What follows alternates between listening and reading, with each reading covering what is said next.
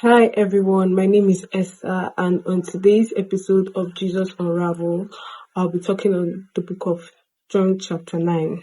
Now, let's point out the key themes in this chapter. The first one is spiritual vision, the second one is the cost of true belief, and the third one is divine purpose in suffering. So let's start with spiritual vision. Knowing Jesus as the light of the world gives you spiritual insights. Like we said in John chapter 3, that once you accept Jesus into your life, you're already walking in light. You're no more walking in darkness. So accepting Jesus into your life gives you spiritual vision. So moving on to the second point, which is the cost of true belief. We can see that accepting Jesus leads to genuine freedom of life, and it might come with certain uncertainties at the beginning, but on the long run, you will notice that it's the best decision that you have ever made.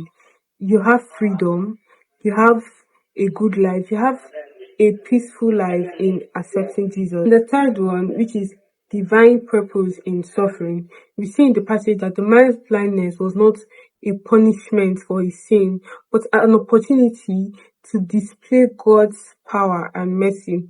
Just like in verse 2 to 3, when the disciples asked Jesus whether the man's blindness is as a result of his own sin or his parents' sin. But Jesus explained to them that the man's condition provides an opportunity for God's work to be displayed. Sometimes we face certain things in our life and be like, oh God, why? God, why? But God is just trying to use this opportunity to tell you that He's still alive, He's still doing miracles in your life. In summary, you see that John chapter 9 teaches us that Jesus is the light of the world. He gives both physical and spiritual sides. Giving spiritual sides means providing understanding, truth, and salvation through Jesus Christ. It refers to opening people's hearts and minds to God's wisdom. In John chapter 8 verse 12, Jesus said, I am the light of the world. Whoever follows me will never walk in darkness, but will have the light of life. Now let me tell you this thing about the John chapter 8 verse 12. It has a criteria there. You have to follow Jesus. You must follow Jesus to have the light of life. And he did not say, whoever follows me may have the light of life. Once you follow Jesus, you will have the light of life. This means that believing in him leads to eternal life and enlightenment. So if you feel that your eyes have been kept short by doubt, by fear, by distractions of this world, just know that this is your sign today.